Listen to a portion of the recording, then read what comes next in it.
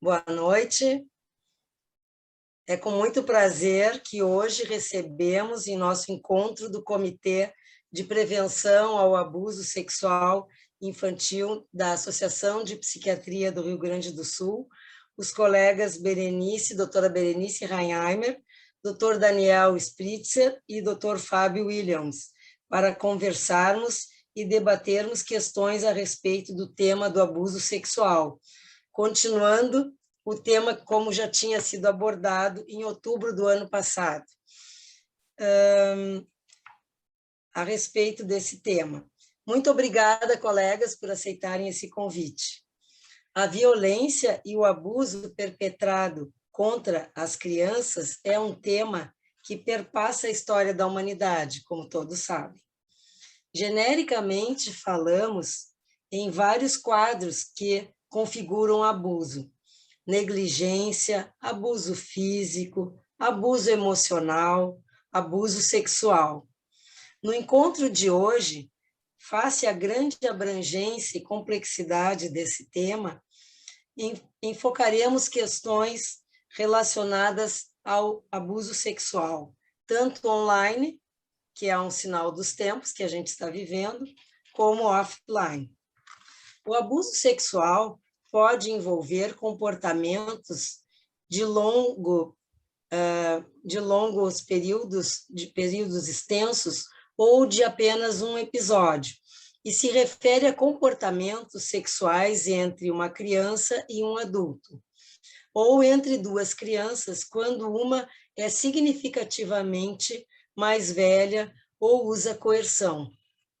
O número real de casos de abuso não está claro, devido à subnotificação, entre outros fatores, mas há unanimidade de que o abuso sexual representa um trauma no desenvolvimento emocional da criança, que persiste até a vida adulta. Falar e estudar esse tema tão difícil é uma das formas possíveis para pensarmos juntos nas estratégias de prevenção. Cada um dos nossos convidados de hoje terá aproximadamente 15 minutos para falar do tema. A doutora Berenice vai falar sobre o abuso offline. Então, apresentando a colega Berenice, vocês já devem ter visto na nossa divulgação, mas eu gostaria de enfatizar que a doutora Berenice é psiquiatra, especialista em psiquiatria da infância e adolescência pela URGS, Hospital de Clínicas, mestre em psiquiatria, preceptora do programa de residência médica em psiquiatria e psiquiatria da infância e adolescência da UFSPA e do Hospital Presidente Vargas, e diretora do exercício profissional da APRS no período de 2019 a 2021. Está com a palavra, doutora Berenice. Obrigada. Obrigada, Ana. Boa noite a todos. Eu gostaria, antes de tudo, de agradecer ao convite, à Ana e ao comitê. E vamos falar, então, hoje sobre abuso, que é esse tema tão difícil, como a Ana disse, né? Pode passar o próximo, Nath, por favor. Bom, eu vou falar de algumas definições, então, tá? Uma das coisas importantes da gente considerar é que não existe uma definição universal, pode ter uma variação de país para país, conforme a lei de cada local. Existe uma definição da OMS, que é definido, então, como envolvimento de uma criança em atividade sexual para uma fase do desenvolvimento que a criança não tem condições de compreender na totalidade o que está acontecendo, não tem condições de consentir com aquele ato, e também o nível de desenvolvimento da criança não está preparado para aquela situação. Tá? No Brasil, existe a lei do estupro de vulnerável, que são aquelas crianças e adolescentes até 13 anos, 11 meses e 29 dias, né? Quando completa 14 anos, aí já sairia dessa faixa. E aí tem uma situação que o fato da OMS divide as faixas de idade do ponto de vista de pesquisa, e normalmente a faixa está dividida de 10 a 14, de 14 a 18. E quando a gente tem o estupro de vulnerável até 13, né, fica um pouco... A nossa classificação aqui no Brasil fica um pouco diferente da classificação da OMS, isso pode dificultar um pouco a questão de pesquisa. Tá? Pode passar, Nath, por favor. Bom, esse é um caso que não é de abuso sexual, mas é um caso de abuso físico, é um caso histórico importante, porque foi um dos primeiros casos em que foi feito uma denúncia, uma tentativa de retirada da criança da família por maus tratos, foi em 1873, mas a pessoa que era uma missionária da igreja, ela não conseguiu fazer isso, ela só conseguiu intervir a partir do momento em que ela apelou para a Sociedade Protetora dos Animais, porque naquela época já havia uma lei de proteção aos animais, mas não havia nenhuma lei de proteção às crianças e adolescentes, né? Então, só com esse argumento de que era uma criança e, portanto, também pertencia ao reino animal e também tinha os mesmos direitos de não ser maltratada como um animal, que se conseguiu fazer a retirada da família e a proteção dessa criança. Essa menina, né, viveu até os 92 anos, né? Então, assim, a importância de quando a gente consegue intervir, a gente realmente consegue mudar a vida dessas crianças que a gente acompanha. Pode passar o próximo. Agora, falando mais propriamente, então, do abuso sexual, né? Foi na década de 70 que começou a ser mais estudado e conhecido. Antes disso, era uma coisa que nem se admitia muito, né, que existia. Já o abuso emocional foi depois, foi na década de 80 e 90. E a Convenção dos Direitos da Criança da Unicef é de 89. Então, vocês vejam, é tudo muito recente, né? Era realmente um assunto muito tabu e pouco estudado antes desse período.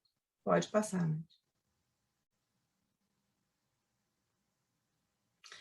Bom, uma coisa bem importante da gente considerar é que menos de 10% das crianças vão ter um achado físico. Quando a gente faz a denúncia, o boletim de ocorrência, fazer um parênteses, assim, lá no Hospital Presidente Vargas, nós temos o Centro de Referência de Atendimento para a Infância e Adolescência, que é o CRAI, que é onde é feito o acolhimento dessas crianças que são vítimas de violência. E aí elas são encaminhadas para fazer o boletim de ocorrência e para fazer as perícias físicas e psíquicas, que são instrumentos que vão dar andamento no processo. E aí vocês vejam que menos de 10% dos casos vão ter alteração na perícia física, né? Na grande maioria dos casos, a gente não consegue nenhum achado físico.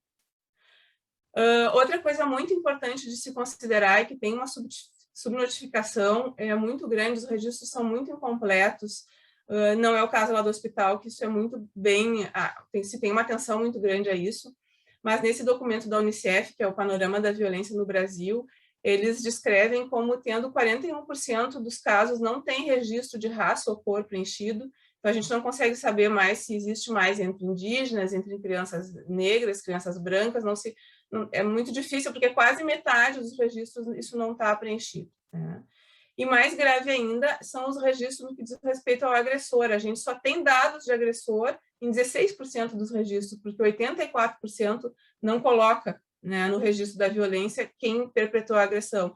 E que é uma coisa importante para a gente saber em termos de pesquisa e até em termos de desenvolvimento de um trabalho de prevenção, né? No Brasil, então, 80% a 90% das vítimas são meninas. Na faixa da infância é 80%, e na faixa da adolescência, então, aumenta o número de meninas 90%. E a gente vai ver que tem características diferentes conforme sexo e idade, que são os próximos slides. Pode passar, né? Bom, então aqui esse slide ele mostra bem a distribuição dos casos no Brasil desses últimos 4 anos, de 2017 a 2020. Houve 179.278 casos de abuso sexual, sendo que 81% deles as vítimas tinham até 14 anos, ou seja, 81% dos casos era estupro presumido, né? Estupro de vulnerável, desculpa. Ali a gente tem a distribuição das idades, né? Então, houve 20 mil casos de 0 a 4 anos, vocês vejam que aumenta na infância, na faixa escolar ali, né? Mas o grande pico realmente é na pré-adolescência e na adolescência inicial, né? Que é o grosso dos casos. Ali no outro gráfico isso fica bem claro, assim, de que ele vai subindo ao longo da infância inicial, se mantém estável e depois aquele grande pico ali em torno de 12, 13 anos. Pode passar, né? Bom, conforme o sexo também a gente vê uma diferença. Vocês vejam ali que as meninas, então, têm uma estabilidade até os 7, 8 anos, e tem aquele grande pico ali na pré-adolescência e na adolescência inicial, em torno de 12, 13 anos, que se concentram mais os casos. E ali nos meninos já é diferente, a gente tem um aumento, os casos vão aumentando na infância inicial, e ali em torno de 4 a 9 anos se mantém estáveis, e depois a gente tem uma queda no início da adolescência, que vocês vejam que é um perfil bem diferente das meninas. As meninas, esse abuso ele acontece muito na adolescência inicial, e nos meninos é um abuso mais infantil. Pode passar o próximo. Esse slide mostra assim, como houve a diferença do registro de casos na pandemia. A linha azul é a linha do ano passado, e a linha verde é a média dos casos de 2017, 18 e 19. Então, ali, qual é a tendência? Que ano a ano a gente vai tendo mais casos, porque as pessoas se conscientizam mais, os serviços ficam mais aptos e as denúncias acabam aumentando, né? E a gente quer que um dia todos esses casos possam chegar a atendimento. Então, vocês vejam que ali em janeiro, fevereiro, de fato, 2020 tem mais casos que a média dos outros anos. Mas, principalmente ali março, abril, maio, junho, os casos caíram bastante, né? E não é que não houve os abusos, as denúncias, os registros é que caíram, né?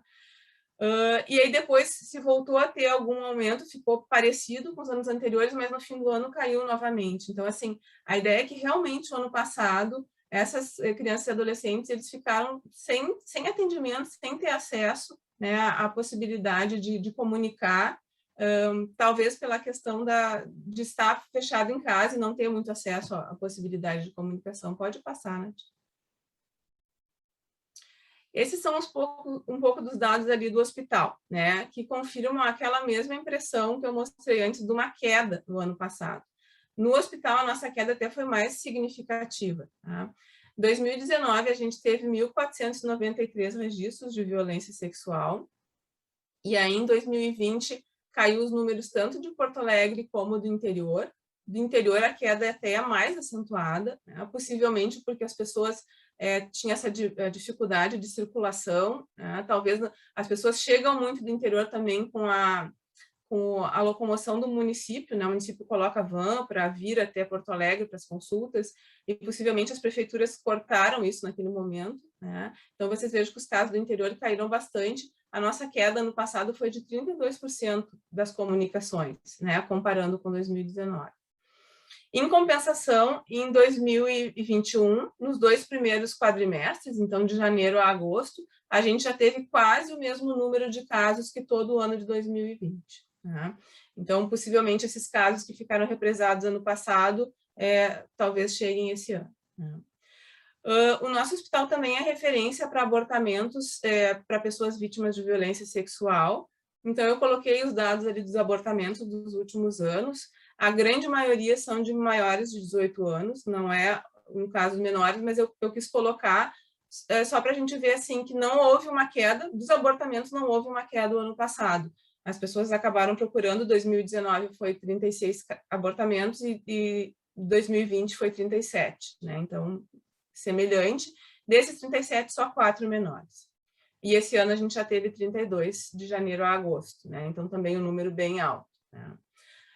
Tem tido muita violência sexual dos companheiros das pessoas maiores de 18 anos. Isso foi uma coisa que mudou, em vez de ter violência sexual por desconhecido, isso está acontecendo dentro de casa, né? E se infere que talvez com os menores também. Né? Pode passar o próximo.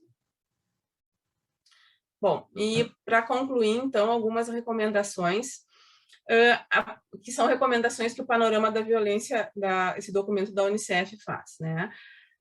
São várias recomendações que tem no documento, eu destaquei algumas, tá?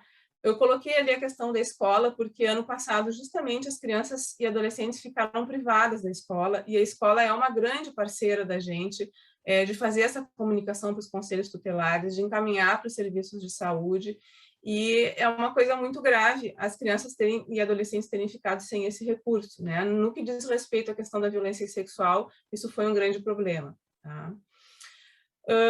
A questão de garantir que as crianças possam ser educadas, informadas para conhecer os direitos, para saber o que é identificar uma violência e para poder pedir ajuda, também estando longe da escola e longe dos serviços de saúde, também é mais difícil que isso aconteça, que isso seja feito. A questão da capacitação dos profissionais, ela é muito importante, tanto no que diz respeito à escuta protegida. Lá no hospital se faz a gravação das primeiras entrevistas e das perícias também, mas principalmente as primeiras entrevistas, para que a criança não tenha que repetir a descrição da violência na audiência, perante o juiz, para o promotor. Então, isso é algo muito importante, essa capacitação, né? Mas também eu frisei isso porque eu acho que uma coisa mais importante, assim, que eu gostaria de comentar com vocês, é a questão dos serviços de saúde fazerem a comunicação de violência, né? A gente, muitas vezes, interna adolescentes na psiquiatria que foram vítimas de violência, que já passaram por outros serviços, comunicaram os outros serviços e não foi realizado o boletim de ocorrência, tá? Então, eu queria dizer assim, que o boletim de ocorrência não é a nossa função como profissional de saúde saber se a violência ocorreu mesmo ou não, né? Se existe uma suspeita, às vezes um familiar concorda, outro não concorda.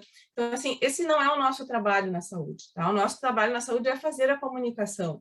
Quem vai investigar se houve ou não a violência é a polícia, é o delegado, é o promotor que vai decidir se vai abrir, se vai dar andamento ao inquérito ou não. Isso não é o nosso papel. Então, a partir do momento que uma criança ou um adolescente traz um dado de que foi exposto à pornografia, de que foi manipulado, de que foi exposto a qualquer situação de abuso, a gente tem o dever de encaminhar para fazer o boletim de ocorrência. Só com o boletim é que se vai se dar andamento a todo esse processo. Então, isso é fundamental. E a gente vê que, infelizmente, em muitos casos isso não acontece. Eu imagino que seja por essa dúvida, né? Se o abuso houve ou não, né? Lá no hospital, a gente tem uma rotina que eu considero bem importante, assim, que a gente só dá alta para as meninas que foram vítimas de violência se a família nos traz a cópia do boletim. Muitas vezes, a gente não pode esquecer que muitas vezes as famílias são coniventes com o abuso, né? E muitas vezes a gente faz entrevista com outros familiares, com a mãe, as pessoas parecem estar de acordo com a comunicação, mas ficam, assim, protelando a questão de fazer o boletim, trazem desculpa, dizem que o delegado não quis fazer, assim, das maiores desculpas que vocês podem imaginar. E aí a gente insiste de que só vai ter alta com o boletim, e a gente já recebeu boletins assim, ó, o médico mandou dizer, né? Eu não concordo, mas o médico disse que a minha filha sofreu violência, né? Não faz mal que o boletim seja assim, o importante é que seja feito, que possa se dar andamento ao processo, né? Porque é só com o boletim que a gente vai conseguir, então, atingir ali a última recomendação, que é poder responsabilizar os autores das violências. Muito obrigada.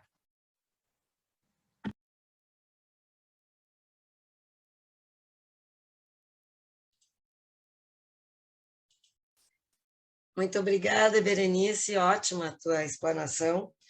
Então, agora vamos adiante, eu vou passar a palavra para o doutor Fábio, não, desculpe, para o doutor Daniel Spritzer, que eu vou novamente apresentar agora o Daniel. Um pouquinho que eu estou abrindo aqui.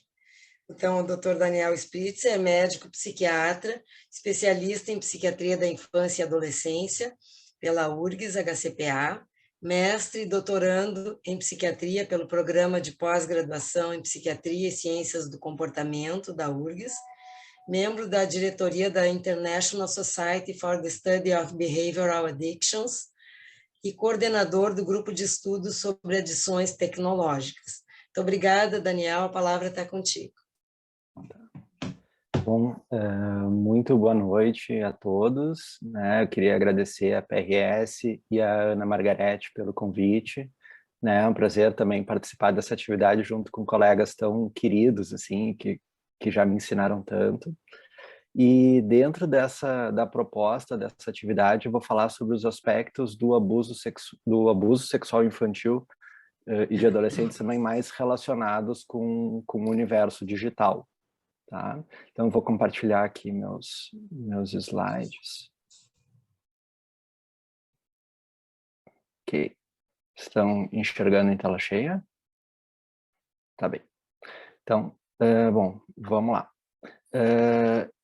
Para começar, né, a falar sobre esse assunto e pensar sobre essa relação complexa, né, entre adolescência, identidade e tecnologia, né, é super importante que a gente lembre, né, que a construção da identidade, que é uma das tarefas principais da adolescência, ela necessariamente se relaciona, né, com a sexualidade, né? E, claro, as novas tecnologias vão ser partes integrantes desse processo, vão acompanhar as crianças e os adolescentes ao longo do desenvolvimento e vão, obviamente, acabar influenciando, né, essas interações.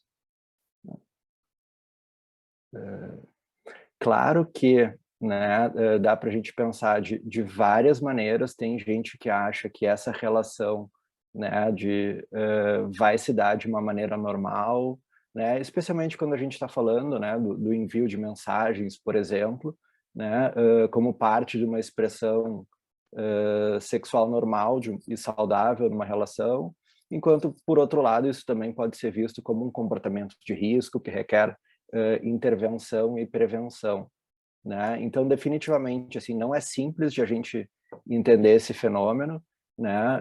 Que pode ser visto como uma forma inofensiva de expressar desejo, se consensual, né, entre duas pessoas, mas justamente o fato, às vezes, de não ser consensual e de poder alcançar muitas outras pessoas pode trazer uma série de consequências negativas, e é sobre isso que eu vou falar um pouquinho mais agora. Tá? Isso pode ser chamado de diversas maneiras diferentes. A gente vê diversos termos na literatura científica, né? Desde violência sexual facilitada pela tecnologia, abuso sexual baseado na imagem, né? O controle digital coercivo ou controle coercivo facilitado pela tecnologia, mas de uma maneira geral a gente está falando, né, de comportamentos de assédio e violência sexual cometidos contra crianças e adolescentes, se utilizando dessas novas tecnologias de comunicação. Tá? Quando a gente pensa, né, nessa relação entre abuso e tecnologia, a gente tem uma situação onde o abuso pode ocorrer independente, né, dos limites ou das fronteiras geográficas, e às vezes ele pode acontecer de modo totalmente online, sem as pessoas nem nunca terem estado no mesmo ambiente, né? O abusador consegue ter um acesso a um número muito maior de vítimas, né? Ainda tem uma sensação maior de anonimato, né? E claro, são novos comportamentos que também enfrentam muitas dificuldades até de serem regulados, assim, né? Mas o potencial, né, de impacto negativo acaba sendo, né, muito intenso, tanto quanto o abuso, né, offline, se a gente for chamar assim, né, com muita gente desenvolvendo abuso de substâncias, depressão, inclusive situações de suicídio. Né?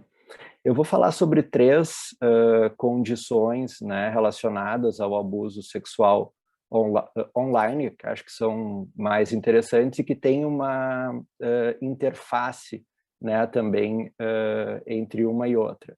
Né? Às vezes é difícil de a gente separar exatamente, isso aqui é mais para fins didáticos. Então, começando, né, pelo aliciamento online, ou também chamado de grooming, né, que é um processo que, claro, também acontece no abuso offline, né, mas é um processo em que o agressor busca a confiança da criança, né, e vai preparando ela para o abuso propriamente dito.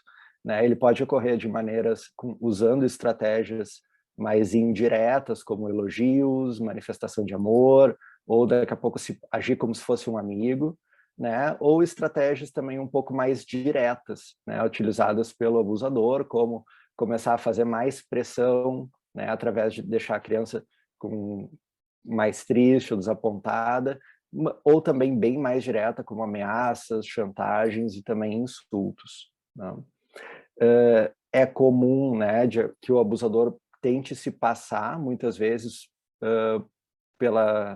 por criança ou adolescente, né? Obviamente se valem, né, da curiosidade natural das crianças e adolescentes, assim, por coisas novas ou por pessoas novas, né? E muitas vezes, e acho que esse é um ponto muito importante, né, eles acabam também sabendo, né, entendendo mais os gostos e às vezes os pontos frágeis das vítimas por meio de informações que as próprias crianças e adolescentes acabam colocando na internet e não tão raro, informações que os pais também colocam na internet sobre os filhos, né? Tá?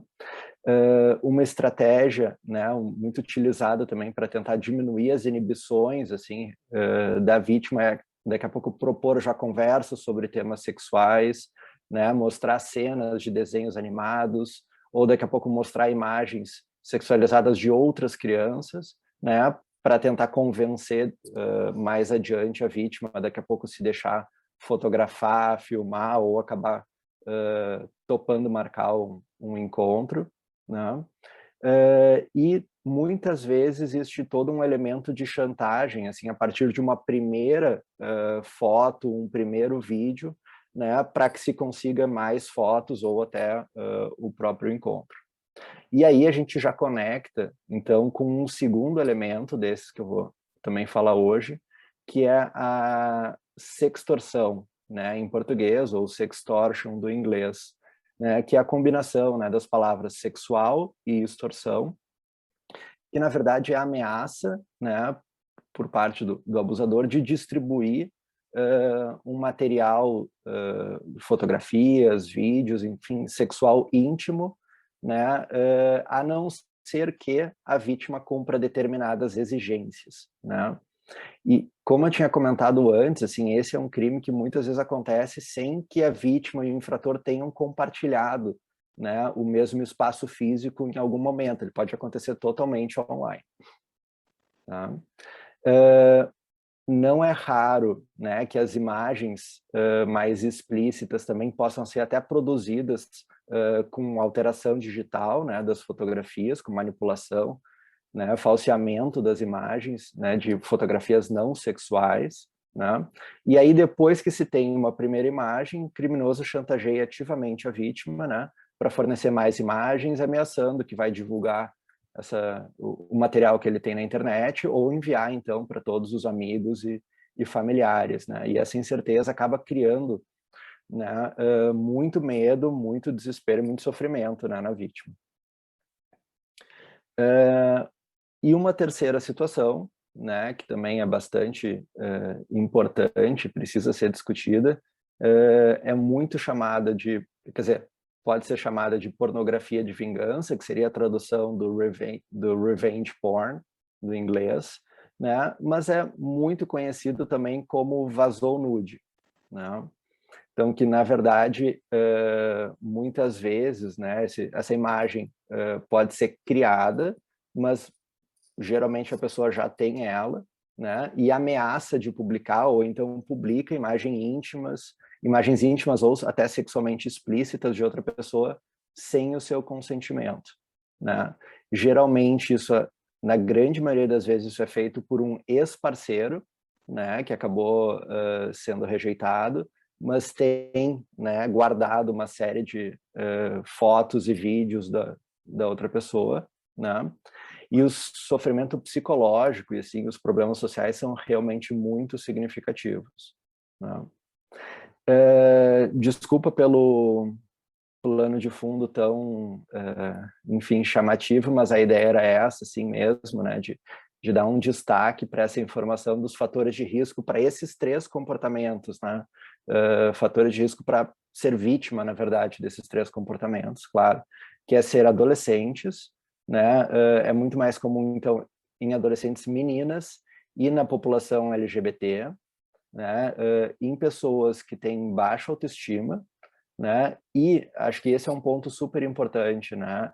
Que não tem com quem conversar, que se sentem pouco ouvidos pelos pais, né? E que também não tem pessoas com quem eles consigam tirar dúvidas, né? Ou falar sobre situações difíceis que estão acontecendo, tá? Alguns sinais de alerta, mas de qualquer maneira muito pouco específicos, né? Mas enfim, vale a pena a gente mencionar, é quando, por exemplo, uma criança ou adolescente está conectada à internet e tenta esconder ou fechar a tela muito rapidamente, assim, quando alguém se aproxima, né? Ou daqui a pouco fala que conheceu alguém online, mas diz que não pode falar muito, ou se sente que a criança ou adolescente não está falando realmente toda a verdade, né? Muito pouco específico, né? Mas enfim. Tá? E uma coisa muito importante, né, que eu já tinha mencionado ali nos fatores de risco, mas é que só metade das vítimas acabam contando para alguém, né, que sofrem, por exemplo, de sextorção, né? E as grandes barreiras, assim, né, para essa busca por ajuda é a vergonha, né, a sensação de impotência e principalmente medo de ser culpabilizado ou punido, né, pela situação que acabou se encontrando no papel de vítima, né?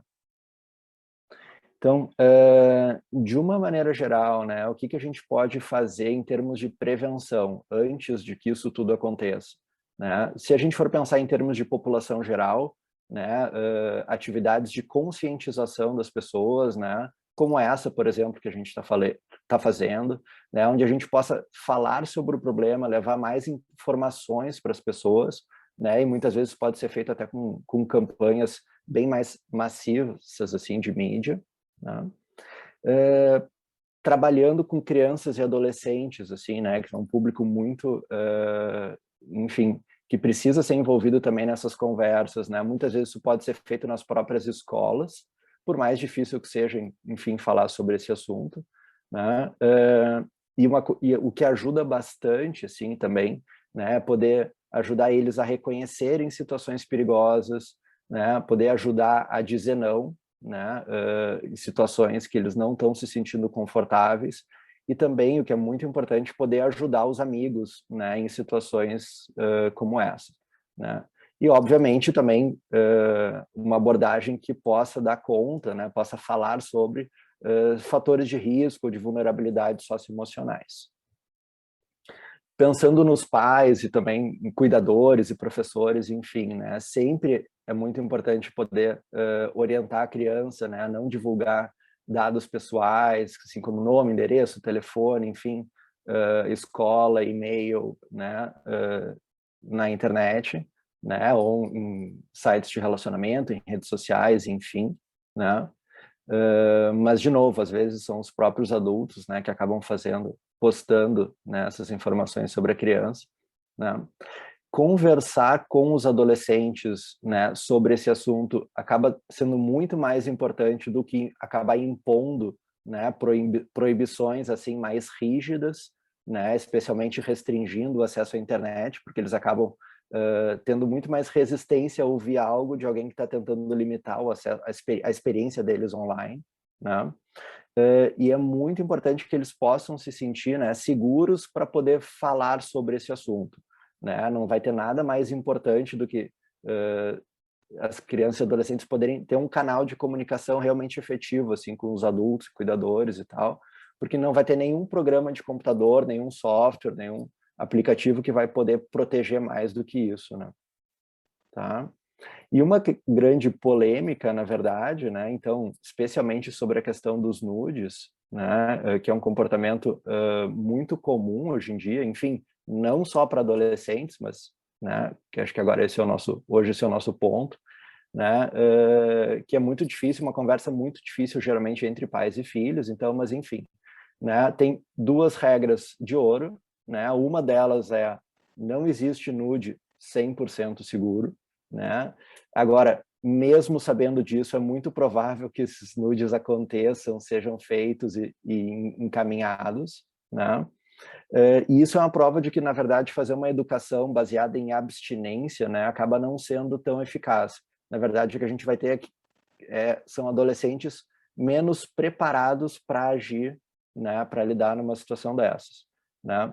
A outra regra de ouro, né, é que é sempre possível dizer não, né, tanto para tirar as fotos, para compartilhar elas, né, com a outra pessoa quando não se sente confortável e, obviamente, para tudo que pode vir depois disso, né?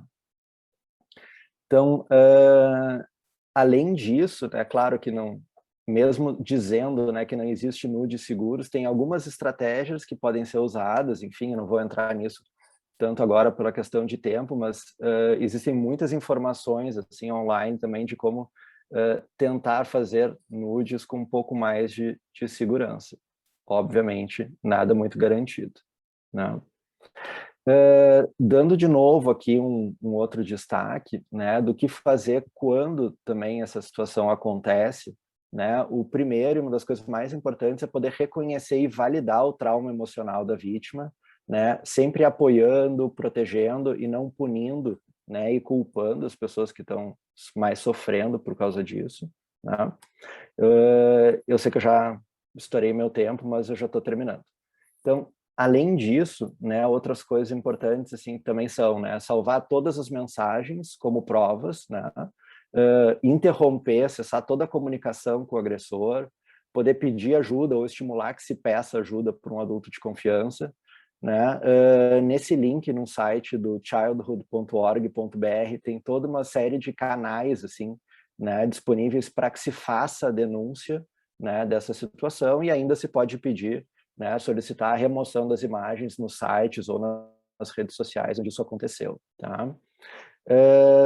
Para terminar mesmo, tem 2 sites que eu gostaria de mencionar, assim, que acho que vale a pena, para quem está interessado no assunto, poder ver o trabalho dessas instituições, que um é da SaferNet, que tem inclusive um canal de ajuda, né, para quem está passando por situações assim ou precisa de mais orientação a respeito, né?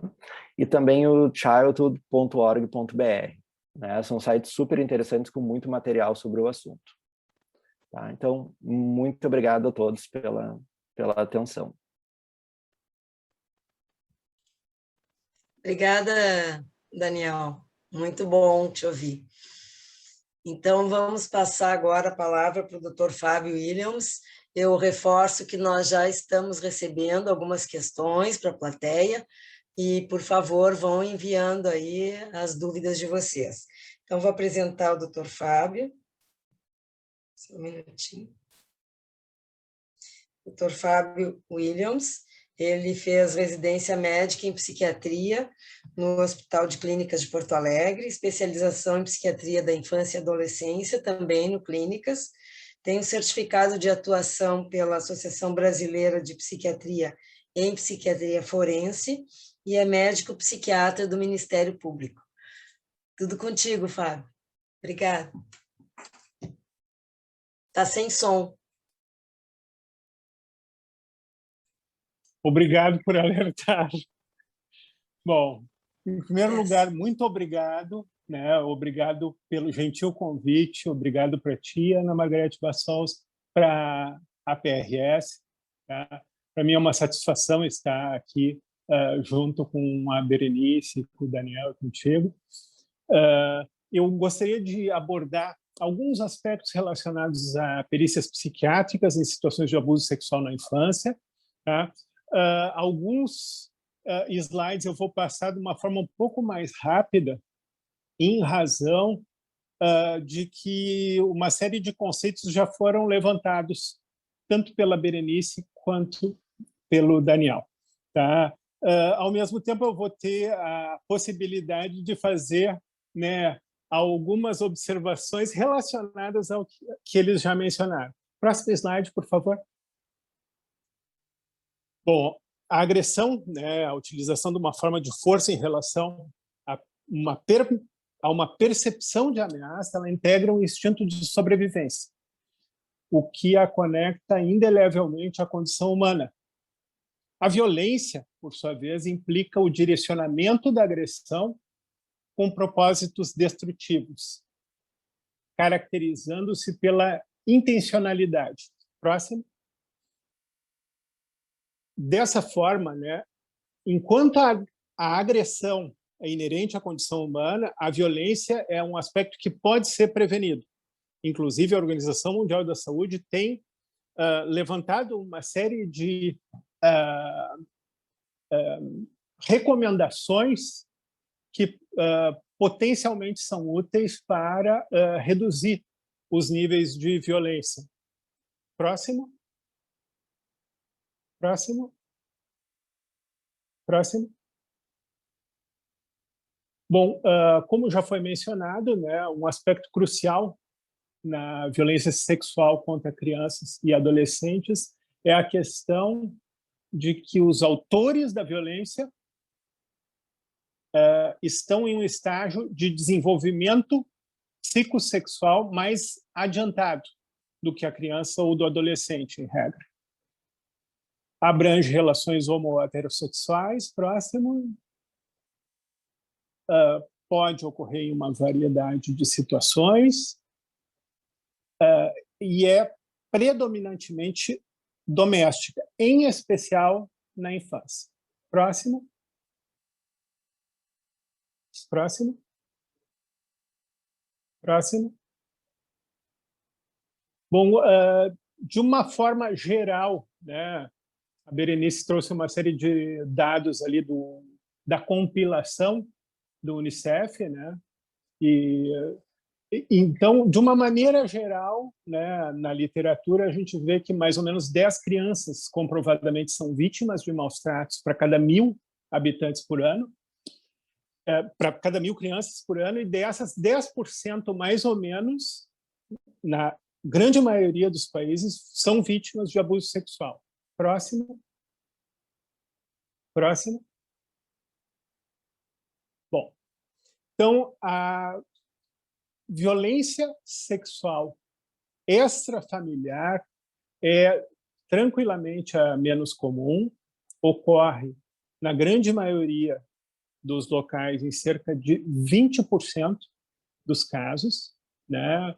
Então, em torno de 20% das agressões sexuais elas são perpetradas por desconhecidos. Esses casos, em comparação com os casos de abuso intrafamiliar, eles são mais facilmente revelados, né? Em comparação, é claro, até porque geralmente são crimes mais brutais. A exceção a isso é o exibicionismo, né? Que inclusive é o mais comum em crianças em idade escolar. Bom, o Daniel mencionou, né, a situação alarmante e que tem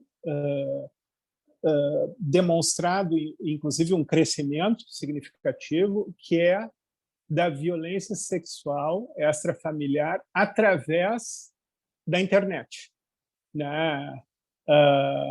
Através de contato, aproximação, aliciamento, basicamente em torno daqueles 3 estilos que já foram apresentados. Próximo.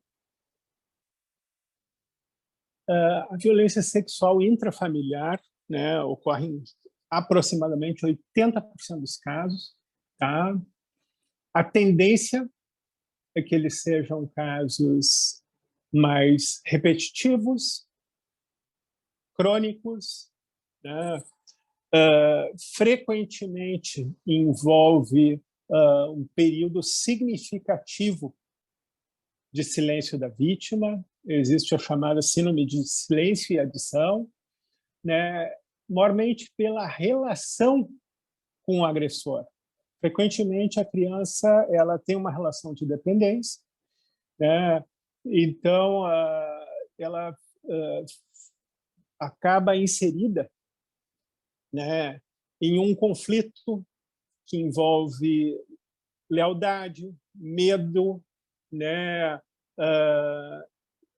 Também existe caracteristicamente muita ambivalência, né, em relação ao perpetrador da agressão, né? E com muita frequência a criança se sente participante do ato, né? Até porque normalmente como esse tipo de violência sexual é insidiosa, né? Normalmente o autor da agressão, né, provoca essa sensação de que a criança é participante, o que exacerba o sentimento de culpa, né? A propósito, ainda aqui, dentro dessa situação, né, muitas vezes as pessoas perguntam e como estão as famílias agora, né, desde 2020, em razão da questão da Covid. Né? De uma maneira geral, o que a gente observa, né, é uma reação paradoxal, que lembra um pouco um trecho do romance Anna Karenina, do Tolstói, que diz o seguinte: todas as famílias felizes são parecidas entre si. As infelizes são infelizes, cada uma à sua maneira. É um pouco do que nós observamos agora com a questão da Covid-19 e o impacto dela nas famílias. As famílias disfuncionais, elas acabaram, de uma maneira geral, ainda mais desestruturadas, tá? Uma série de fatores acabaram atuando como gatilho para incremento da violência de uma maneira geral nessas famílias. Nós tivemos o agravamento do nível de estresse, sentimentos de apreensão e medo em relação ao futuro. Para algumas pessoas, né, o maior tempo de convívio, né, em relacionamentos tóxicos também criou um estresse adicional, né? Existe a questão do distanciamento da família de todas as referências positivas, referências da escola, dos profissionais de saúde, né? Tem uma série de repercussões também acadêmicas, laborais e socioeconômicas também, né?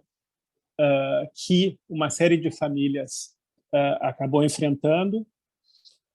Um desgaste relacionado ao ajustamento no trabalho remoto, à educação à distância, agravamento de doenças pré-existentes, perda de familiares queridos devido à Covid-19 e também aumento de consumo de álcool e drogas. Além disso, né, o que nós podemos ver é que também, inclusive aquele estudo do Unicef cotejando os dados de 2017, 18, 19 e 20, o que ele acaba sugerindo é exatamente o que houve uma subnotificação de casos de violência sexual no ano de 2020. Por quê?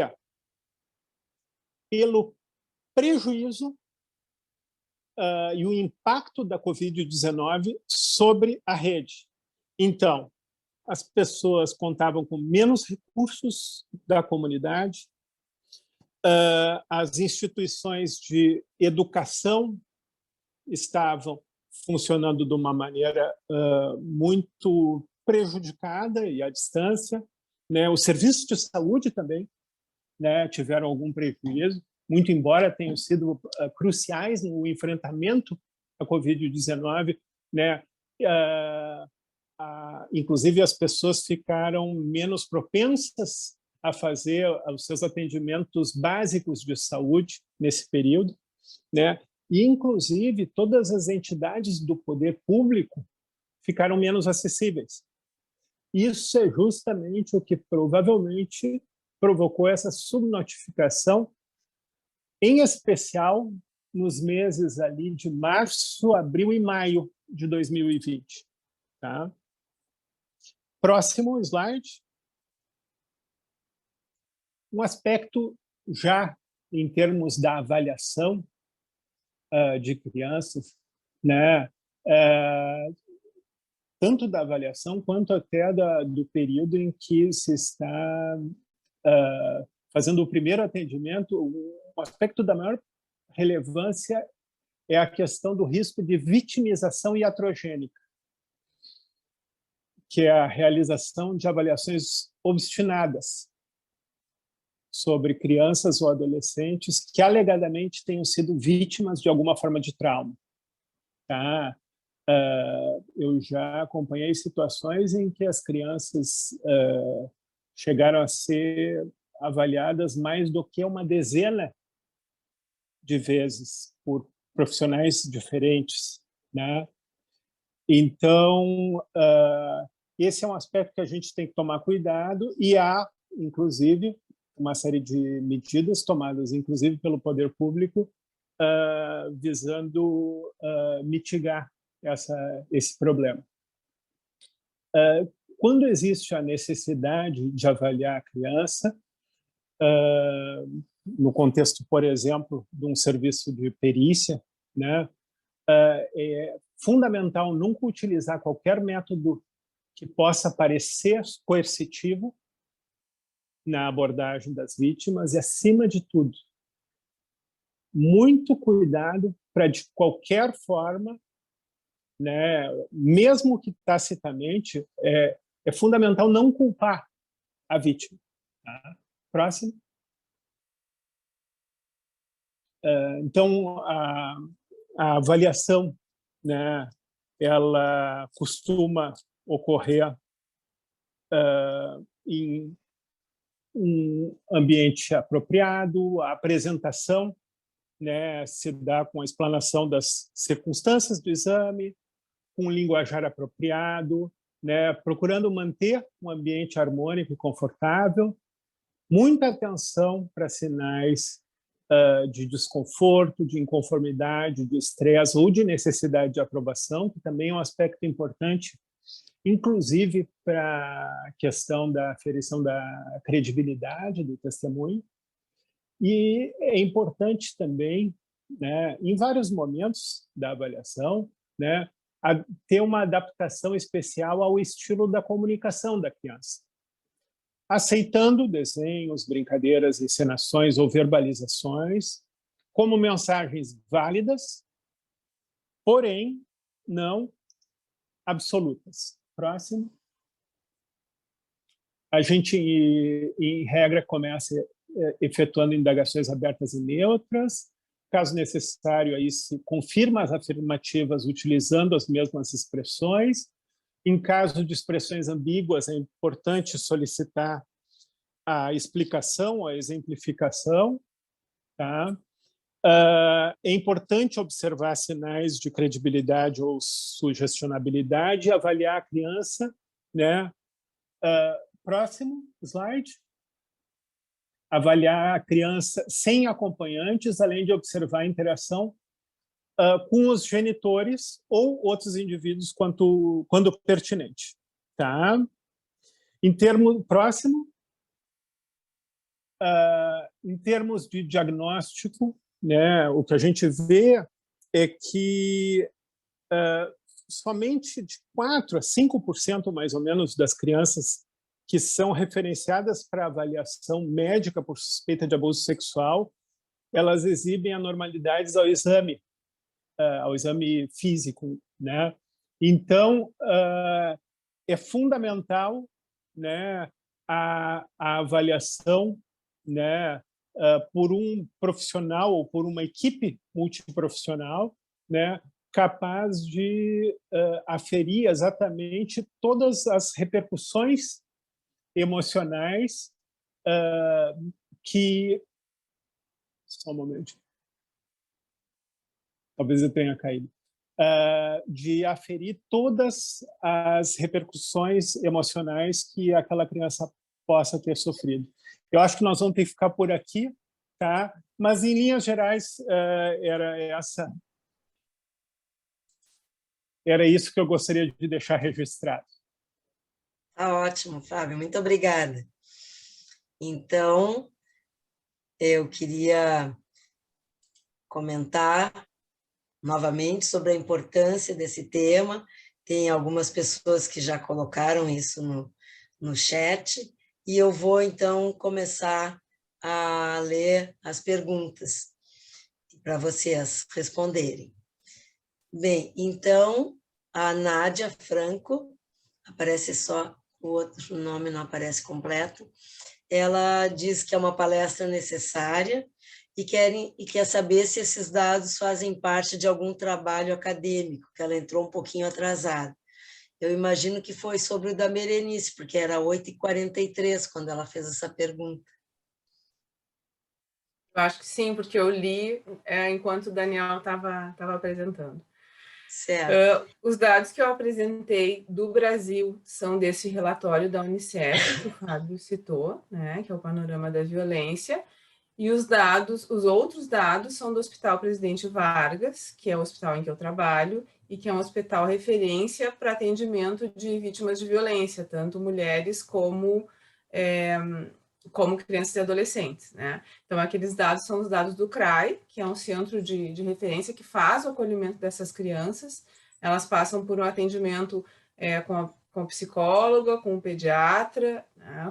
Tem um posto de polícia lá dentro do hospital, onde eles podem fazer o boletim de ocorrência também, que agora na pandemia ficou meio prejudicado, né? Mas que antes da pandemia funcionava normalmente o posto de polícia lá dentro, né? Então, todo esse primeiro atendimento é feito no hospital, e depois é feito o encaminhamento, então, para atendimento e todos os encaminhamentos necessários. Então, esses outros dados que eu apresentei são os dados de atendimentos lá do hospital, que são dados de Porto Alegre do interior. Eu acho que o Rio Grande do Sul tem em torno de 4, 5 CRAs, se eu não me engano, espalhados pelo interior, mas eu não tenho certeza quantos são. Mas não são muitos centros no Rio Grande do Sul, né? Aqui em Porto Alegre, eu acho que é lá no hospital e no clínicas, né, que faz esse tipo de Acho que atendimento. clínicas não. Não, é só lá no hospital, então. Uhum. Então, no Presidente Vargas, no CRAI. É isso. E é um trabalho muito lindo que vocês fazem. A gente encaminha para vocês, inclusive. Tá bem. Não, eu só queria te perguntar, Berenice, se talvez interesse para a Nádia saber o acesso que ela pode ter a esses dados da Unicef. Eu sei que pela internet a gente consegue, né? Mas os do hospital, imagino os do que não. hospital, normalmente são feitos relatórios quadrimestrais, sempre tem 3 relatórios por ano, né? E eu fui ali no CRAI e solicitei isso, né? Mas eu acho que não é algo difícil de conseguir, porque esses relatórios, eles são divulgados. Eu não tenho certeza se está no site do hospital ou da prefeitura, mas tem muita gente que faz pesquisa com esses dados, né? Claro. Então, aí é aquele processo de passar pelo comitê de ética do hospital, de fazer a solicitação dos dados, né? Mas a cada 4 meses, todos os serviços do hospital fazem esse relatório de números de atendimento, né? A gente faz na psiquiatria, fazemos os nossos pacientes na internação, que também temos muitos adolescentes vítimas de abuso.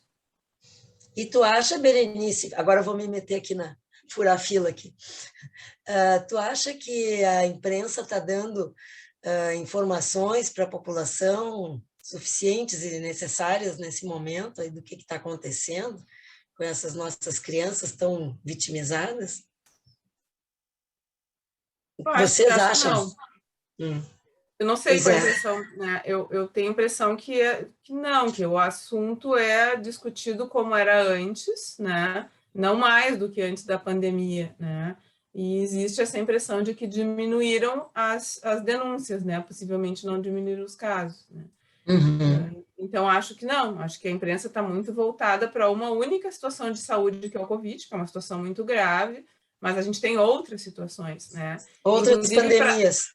Outras pandemias. Inclusive, para as crianças e adolescentes, eu acho que essas situações de abuso e mesmo questões de saúde mental, de automutilação e suicídio, elas são mais frequentes, são mais perigosas, digamos assim, do que o próprio Covid, né? Então, se a gente botar numa balança em termos de risco, eu entendo que isso é muito mais risco para as crianças e adolescentes do que o próprio Covid.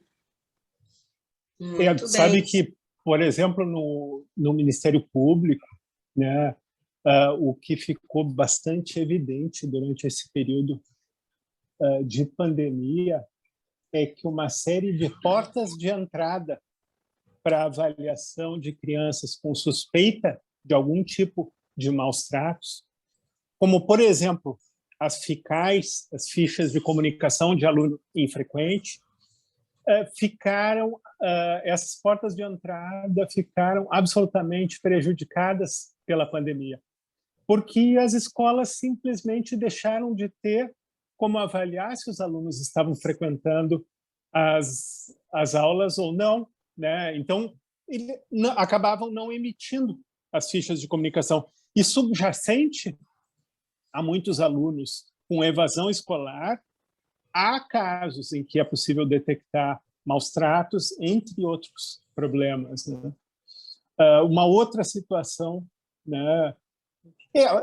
Eu diria que, em especial, essa situação é a que mais repercutiu, assim, uma das portas de entrada que mais ficou, digamos, impactada pela pandemia, né? Uhum. Muito bem. E complementando também com isso, Fábio, eu acho que tem um cenário diferente quando a gente fala em notificações online, assim, né? Um pouco mais talvez relacionado ao assunto que eu abordei, mas tem a SaferNet, que tem um canal de denúncias, né? Eles divulgaram uma nota, eu não vou me lembrar quando, mas foi certamente 2021, comparando, né, as notificações, as denúncias online que eles receberam, né, em 2021 e 2020, e que esse número quase dobrou, assim, né? Então, talvez em paralelo a uma menor notificação presencial, né, de muitos casos, assim, as notificações online acabaram aumentando, né? Enfim, Também porque o contexto uso acabou diferente. aumentando, né? O uso de celular e de computador aumentou muito das crianças e dos adolescentes, porque eles precisavam para a escola, né? E para fazer os temas e trabalhos. Então, eu imagino que ficou muito difícil para alguns pais saber, a não ser que tivesse sentado do lado, quando estava sendo usado para quais fins, né? Uhum. E, claro, eles não sabem se aumentou o número de casos ou, na verdade, as pessoas estão conhecendo mais esse canal de denúncias ou estão mais conscientes do problema, buscando mais informações, mas, de qualquer maneira, existe um risco aumentado, né? Quanto maior o uso, né, da internet por crianças, se esse uso for desacompanhado, né, e, claro, dependendo de uma série de outros contextos, existe um risco um pouco maior também, né? Eu acho que a gente teve 2 momentos de isolamento, né? Um momento em que estavam a família em casa, né? E que daí havia maior esse risco de abuso intrafamiliar nas famílias disfuncionais, né? E houve aquele segundo momento em que os pais saíram para trabalhar e as crianças e adolescentes ficaram sozinhos em casa porque as aulas não voltou, né? Então também houve esse segundo momento em que eles ficaram muito sozinhos e muito entregues a si mesmos, assim, ali com a internet e só eles em casa, né? Então, eu acho que isso também pode ter propiciado isso que o Daniel está colocando. Vocês acham que o uso de filtros, assim, de sites e coisas, tem funcionado na experiência de vocês para evitar esse tipo de situação? Os pais conhecem isso? Pois é, eu acho que é um recurso muito interessante, né? Acho que é muito pouco utilizado, né? Na verdade, a gente utiliza pouco até a classificação indicativa, né? A gente não segue muitas regras aqui no nosso país, né? E a regra, por exemplo, de acesso das crianças e adolescentes a determinados conteúdos de acordo com a faixa etária, né? Isso é algo muito pouco utilizado, né? E acho que a questão dos filtros também, assim, a gente se conhece muito pouco, né, sobre isso. Acho que tem um lugar interessante, assim, dentro de um contexto mais amplo, né, como mais uma estratégia a ser utilizada, né, aí acho muito válido, né, e quase todos acho que praticamente todos os sites mais acessados, assim, por crianças e adolescentes têm essas alternativas, têm esses recursos, né, mas isso como medida isolada tende a não dar muito certo, né? Até porque em pouco tempo os adolescentes principalmente já descobrem como burlar também esses aplicativos e tal, se isso não vem junto de um contexto, de uma estratégia mais ampla, né? Eu coloquei ali no chat que aguardamos mais questões, sem o ponto de interrogação, é uma afirmativa, aguardamos mais questões. Tem uma questão aqui que eu queria trazer para vocês, da nossa colega Dúnia, que é psiquiatra aqui em Porto Alegre, Leutchuk. que ela pergunta o porquê da associação de abuso sexual e pinturas do Klimt. O Fábio, que colocou as pinturas, é que eu acho que vai nos responder. Eu associei a questão do abuso sexual às pinturas do Klimt para enfatizar que nós estamos falando, em 80% dos casos, de um fenômeno que acontece dentro das famílias, né? Então, vocês devem ter notado que não foi somente Klimt, mas eu coloquei outras gravuras, mas todas elas com imagens, incluindo o Botero, etc., mas todas elas com imagens de famílias. Foi proposital, né? Porque nós estamos falando de um fenômeno que, em 80% das vezes, ocorre dentro das famílias, né? Então, a colega, ela percebeu que havia assim, um motivo, e existe sim, é isso mesmo. Fábio, tu chegou a pensar no coleito quando tu escolheu as pinturas? Porque eu vi a pergunta e fiquei olhando a pintura e me dei conta que várias delas tinham situações de coleito. Essa questão do coleito até, né, incluindo, né, Vocês podem traduzir o que é coleito para a nossa plateia? Quando as crianças ou adolescentes dormem junto na cama com os pais. Isso, obrigada. Essa questão do coleito não foi o propósito específico, né? Até porque a questão do coleito eu vejo como uma questão um pouco controversa, né? Porque depende muito do contexto, depende muito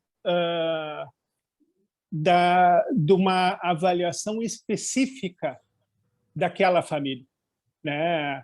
Tem situações que a gente vê em que há algum grau de coleito e que são situações benignas, né? Enquanto há situações em que existe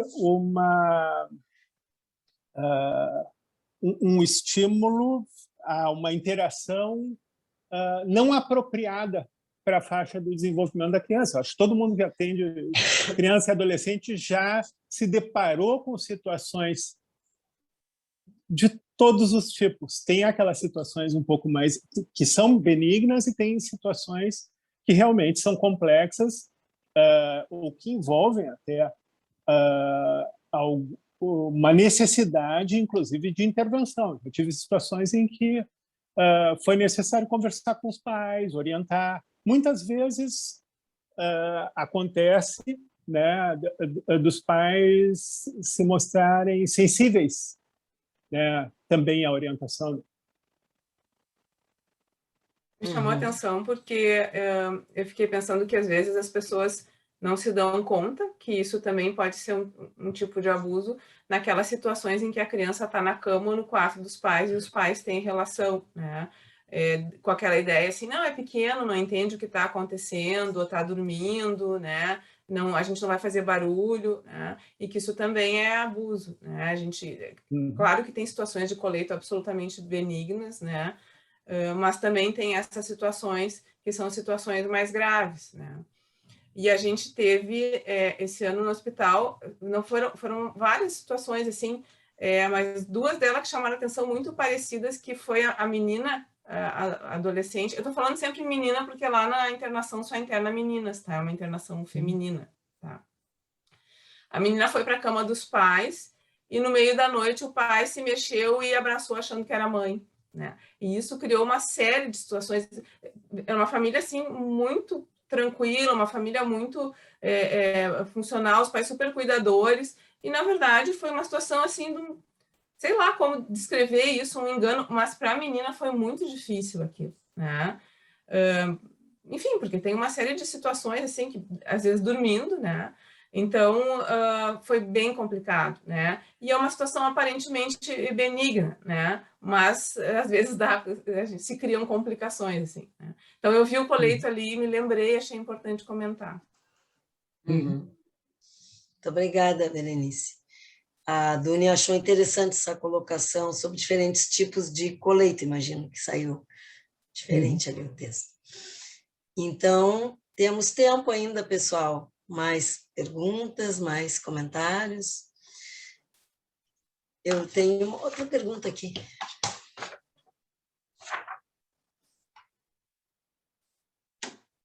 A Nádia ali está colocando da dificuldade da equipe de saúde preencher a ficha de violência. Eu imagino que seja a comunicação aquela, né, que vai para... Fica, né? Não, fica da escola, tem um outro nome. Aquela da escola. Tá. Como é que é o nome da comunicação? Tem a FICAI, que é da escola, né? Que é Ficha de Comunicação de Aluno Infrequente. Tem essa comunicação de agravos, né? Isso, eu estou com o nome na ponta da língua, que se faz para tentativa de suicídio, para suicídio também. Isso. Tá, talvez daqui a pouco eu lembre o nome. Mas, sim, os agravos, ela disse agora. Ela está colocando ali. Que é exatamente essa ficha de comunicação de agravos. Tá. Mas sabe que mesmo a FICAI, eu tive já experiência em escolas, que as professoras ficavam com pena das crianças de mandarem aquela ficha, porque as crianças apanhavam. Ou então a família ia perder a Bolsa Família. Então, os professores ficavam muito ambivalentes de denunciar que a criança não estava vindo à aula.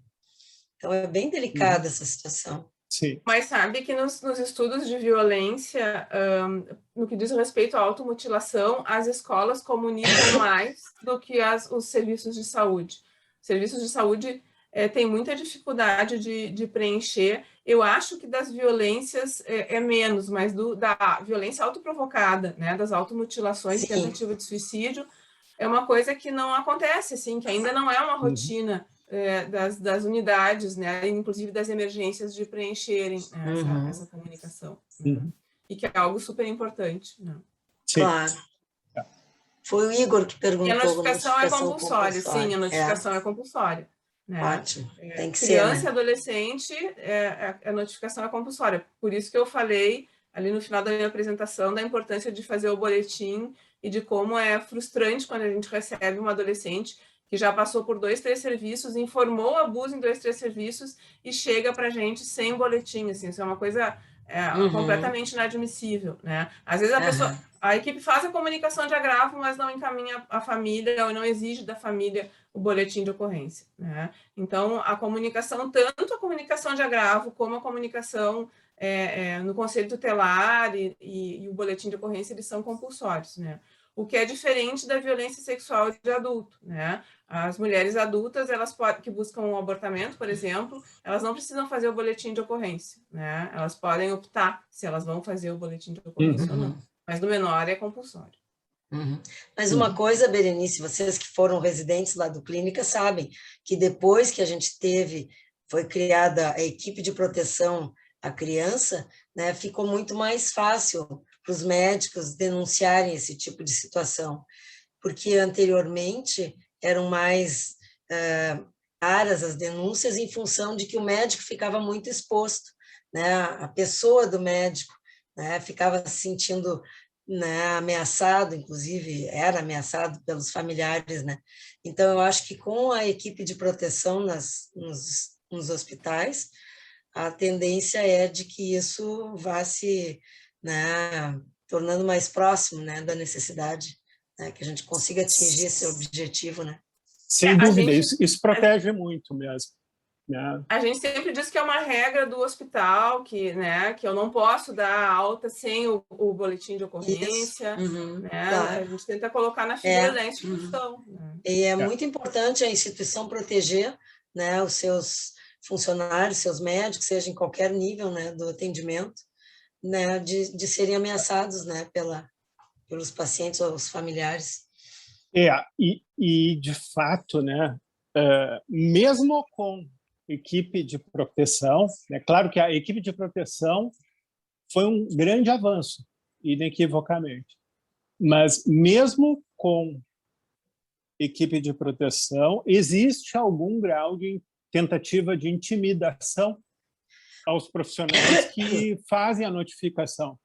da violência. Então, é importante que, especialmente profissionais que lidam com crianças e adolescentes tenham ciência de que podem sofrer algum tipo de tentativa de intimidação, né?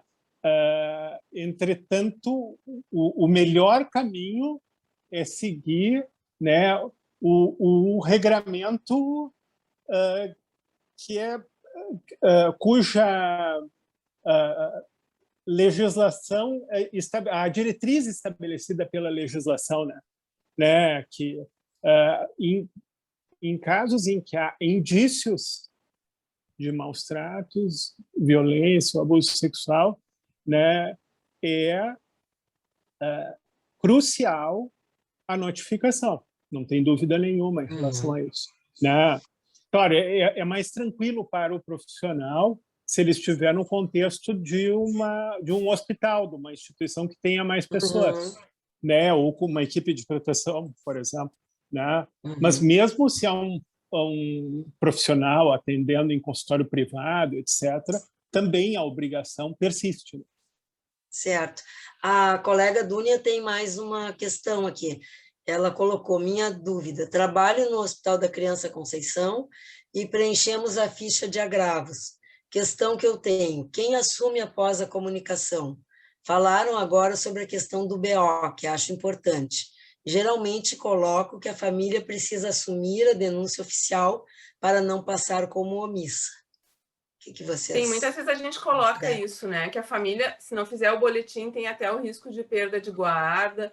Mas tem famílias que mesmo a gente colocando isso, a familiar vem, a mãe, a avó diz: não, com certeza, doutora, mas na hora de fazer o boletim de ocorrência, aquilo vira assim, né? Aí o delegado de uma delegacia não quis, aí foi na outra delegacia, não tinha ninguém da delegacia, mas desculpas assim que a gente começa a ver que a família tá enrolando, né? Então, às vezes, mesmo informando para a família que existe esse risco, né? Se a gente não bate o pé com o boletim, às vezes a família não faz o boletim. Agora, de forma independente, né, independentemente da conduta da família, como nós, profissionais de saúde, ou eventualmente os educadores, como nós temos o dever de notificar situações em que há indícios de maus tratos, violência, abuso sexual, essa notificação ela vai para o Ministério Público e para o Conselho Tutelar. Dali, esse processo ele vira um procedimento administrativo, né? Existe um promotor de justiça que vai presidir aquele procedimento administrativo, vai tomar as providências necessárias. Então, isso vai virar um procedimento administrativo que vai ser investigado, né? Independentemente do desejo eventual dos familiares. Tá? Então, assim como há outras situações que às vezes as famílias não têm a noção de que vão parar, por exemplo, no Ministério Público e depois se surpreendem. Por exemplo, casos de alta a pedido de adolescentes. Esses casos, o hospital tem o dever de comunicar para o Ministério Público. O Ministério Público, né, tem como regra, né, estabelecido uma avaliação dessas situações, né, para ver, porque, em princípio, o que nós temos? Se um familiar fez uma solicitação de alta a pedido, né, ele precisa, né, nós estamos diante de uma pessoa que divergiu de uma indicação de um médico. Então, essa pessoa vai ter que explicar bem por quê, como e qual alternativa de tratamento ela buscou, né?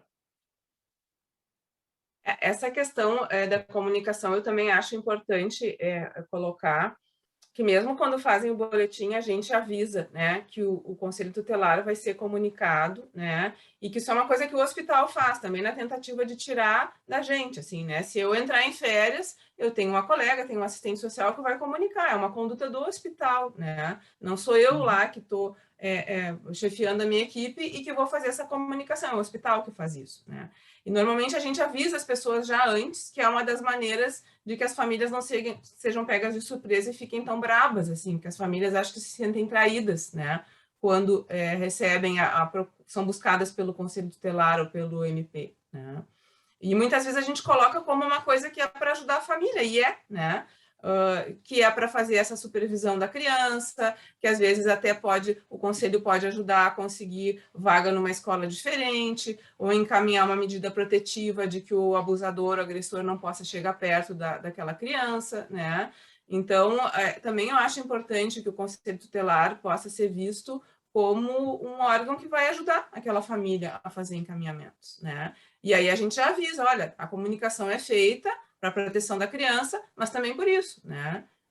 E aí, vendo a situação de cada família, a gente pode sugerir coisas que o conselho também vai poder ajudar, né?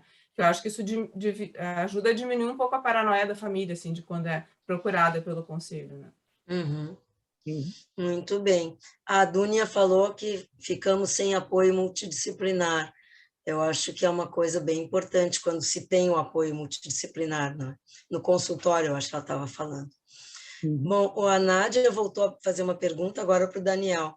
Estamos vendo a questão das crianças vítimas. Pergunto como abordar a questão dos perpetradores, às vezes ex-vítimas de violência sexual ou outras em suas próprias infâncias. Não, ótima pergunta que eu vou começar a responder e depois eu vou pedir ajuda para os colegas também para me ajudarem aqui. Na verdade, eu acho super importante também esse assunto, assim, um assunto super difícil, né, um atendimento muito especializado, né, que acho que cheio de detalhes, assim, e certamente acho que um atendimento muito necessário, né, porque a gente vê altíssimas taxas, assim, de comorbidades psiquiátricas, né, inclusive dessas questões de reincidência, né, também do trauma, que sem dúvida precisam de atenção, assim, precisam poder ser tratadas talvez até para evitar a reincidência, né, do próprio abuso, assim, com outras vítimas, né, enfim, tá? Infelizmente, assim, não é a minha especialidade, né, esse assunto, e eu vou tomar liberdade de redirecionar a pergunta para os colegas, assim, também, se sabem de alguma outra coisa. Eu pensei Todo mundo quer falar. Não, eu só me lembrei que, como a grande maioria dos abusadores foi abusado na infância, eu sempre digo assim, que se a gente não parar o abuso hoje, nós estamos criando uma nova geração de abusadores. Então, assim, nenhuma criança pode ser abusada hoje para não se ter essa multiplicação pandêmica aí de abusadores. Só complementando. Vai lá, Fábio, Berenice. Queres, Berenice? Eu só ia comentar que lá no hospital a gente não atende os abusadores, né? A gente atende as crianças vítimas. É muito comum a gente ver, às vezes, familiares, né? A mãe foi vítima de abuso quando criança, às vezes a avó também, às vezes a gente vê bem a coisa transgeracional, assim, né? Eu não sei se é pelo perfil do hospital ou se não é uma coisa muito comum, eu acho, assim, a gente ter acesso ao abusador, né? Normalmente os abusadores negam que houve o abuso, né? Não sei se negam porque a gente está ali lidando com a família, não sei se essas pessoas buscam atendimento em algum lugar, eu não tenho nenhuma informação sobre isso, e não sei de um local que faça esse tipo de atendimento também para os abusadores. Mas eu tenho a impressão que a busca não é muito grande, assim, é uma coisa mais eventual, né? Há muita pesquisa, né, dirigida para avaliar esses programas dirigidos para perpetradores de violência, né, usando uma série de métodos, né, desde métodos psicoterápicos até psicofarmacológicos, né, de uma forma geral, né, a evidência de efetividade é bastante limitada, né? Em termos de prevenção, né, de violência, né, também tem uma série de...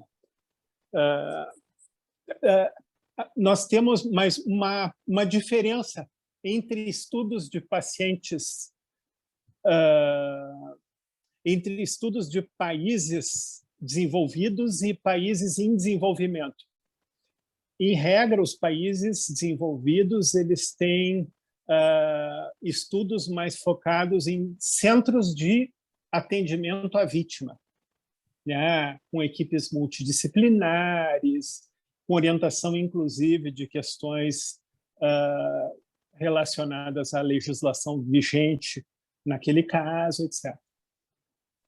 Enquanto isso, há algumas iniciativas de estudos baseados na comunidade, isso em alguns países em desenvolvimento, né? Uma iniciativa interessante, tem um estudo que saiu no Lancet, se eu não me engano, foi de uma intervenção dirigida para estudantes, né, no sentido de que eles aprendam, né, a se comunicar e a se relacionar de forma não violenta, né? Então, a ideia disso é promover, né, uma prevenção de violência, né, a partir assim, de uma premissa de não criar uma diferenciação de tratamento relacionada a gênero, por exemplo, né, que é marcante em alguns países, né, e também do uso de uma série de métodos de resolução de conflitos pautados na não violência, né? Então, Muito eu lembrei bem. o nome da ficha, deixa eu só perguntar para o Fábio se é a mesma ficha, o SINAM. O SINAM é a mesma notificação de agravo? eu não me lembro agora especificamente. Até onde eu sei, normalmente, que os hospitais preenchem é o SINAM, tá? E o SINAM, ele vai para a vigilância sanitária, mais para uma parte de estatística, né? A gente teve uma reunião esses tempos com o pessoal do SINAM, de como preencher, e eles disseram que muitas vezes, quando é possível, eles dão um encaminhamento, tipo assim, chegou 10 SINAMs da mesma adolescente por automutilação, e aí eles vão atrás para ver se a adolescente está em acompanhamento, né? Eu não sei que tipo de encaminhamento eles dão para o SINAM de violência sexual, por exemplo, né? Mas até onde eu sei, o SINAM é uma coisa mais de estatística, enquanto que o boletim de ocorrência que vai dar seguimento ao processo. Eu não sei como é que funciona isso. Eu acho que tem uma coisa adicional, tá? Que é a notificação do profissional, né, ou da equipe, de uma situação de indício de negligência, violência ou abuso para o Ministério Público e para o Conselho Tutelar, né? E essa é um aspecto diferente dessa comunicação de agravo e também do boletim de ocorrência. Né? Isso é da responsabilidade do profissional. Essa comunicação a gente faz, inclusive muitas vezes quando a gente faz para o conselho, a gente faz com cópia para o MP, porque a gente vê que tem conselhos que são ótimos, trabalham super bem, e tem outros que são muito inefetivos e não conseguem oferecer proteção. Então a gente sempre manda essa cópia para o MP, porque assim, tipo um backup, assim, se não funcionar o conselho tutelar, tem o MP, né? Perfeito, perfeito. Muito bem. O nosso colega Igor fala que na Cruz Vermelha existia um grupo de autoajuda para perpetradores de violência nos moldes do Alcoólicos Anônimos e do NA. NA é o... Narcóticos Anônimos. Narcóticos Anônimos, isso. A Dúnia diz que, infelizmente, ela pensa que seguem repetindo os abusadores seguem repetindo o seu comportamento e pouco atendidos, por isso que essa questão está tão problemática.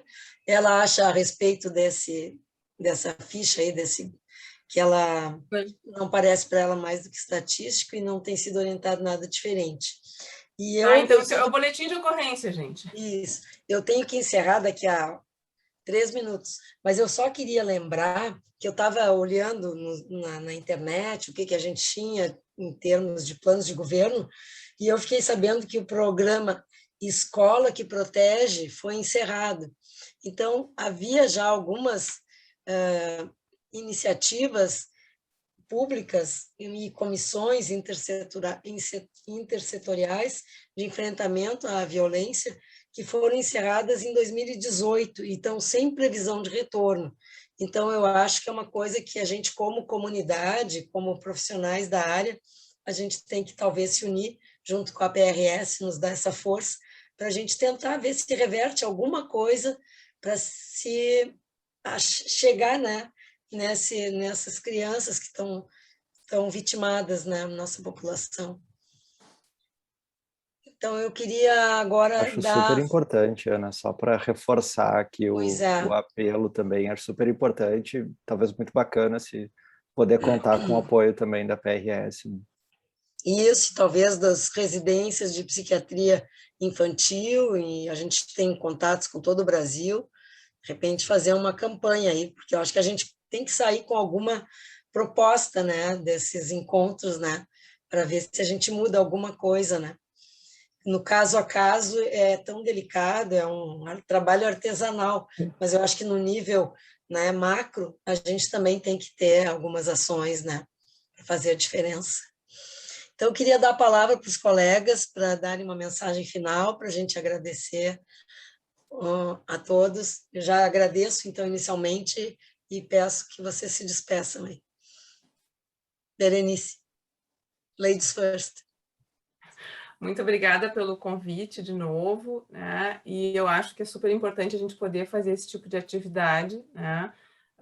Para que as pessoas se capacitem e possam fazer esses encaminhamentos e comunicações, porque assim como o exemplo que eu dei lá da menina que foi retirada da família e foi falecer com 92 anos, lá em 1873, a gente também pode fazer isso hoje em dia quando a gente faz as intervenções adequadas.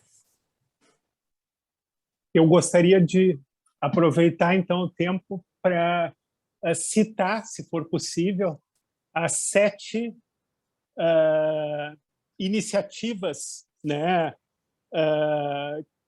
que a Organização Mundial da Saúde, né, indica como eficazes para a prevenção de violência, que seria a promoção de vínculos seguros, estáveis e protetores entre crianças, genitores e cuidadores, o desenvolvimento de habilidades para a vida, a redução de disponibilidade e do uso nocivo de álcool, redução do acesso a armas de fogo e a facas, promoção de igualdade de gênero, visando a prevenir a violência contra as mulheres, mudança das normas culturais e sociais que apoiam a violência e a criação de programas de atendimento às vítimas, incluindo identificação e cuidados. Só isso. Muito obrigado. Ótimo. Obrigada. Daniel? Bom, eu gostaria de repetir tudo que o Fábio falou agora, mas, enfim, queria agradecer também à PRS, né, por estar organizando essa atividade, ter essa oportunidade de a gente conversar sobre esses assuntos tão difíceis, assim, mas acho que eles ficam um pouquinho menos difíceis quando a gente consegue pensar em conjunto, assim, sobre eles, né, e poder contar uns com o conhecimento dos outros, assim. Eu aprendi bastante hoje, né, para mim foi muito útil, assim, esse encontro também, né, e espero, também reforçando o que a Ana falou, que a gente possa também dar sequência, né, daqui a pouco também a essa atividade com outras ações, né, que possam ter efeitos também no nível mais macro, né, seria muito bacana. Tá? Então, muito obrigado de novo pela... Não, tá ótimo. Muito obrigada, PRS, então, pelo espaço para nós, e a gente está pronto para outra. Contem com a gente. Muito obrigada. Tchau, pessoal. Boa noite. Obrigado. Obrigada pela Tchau. audiência. Tchau.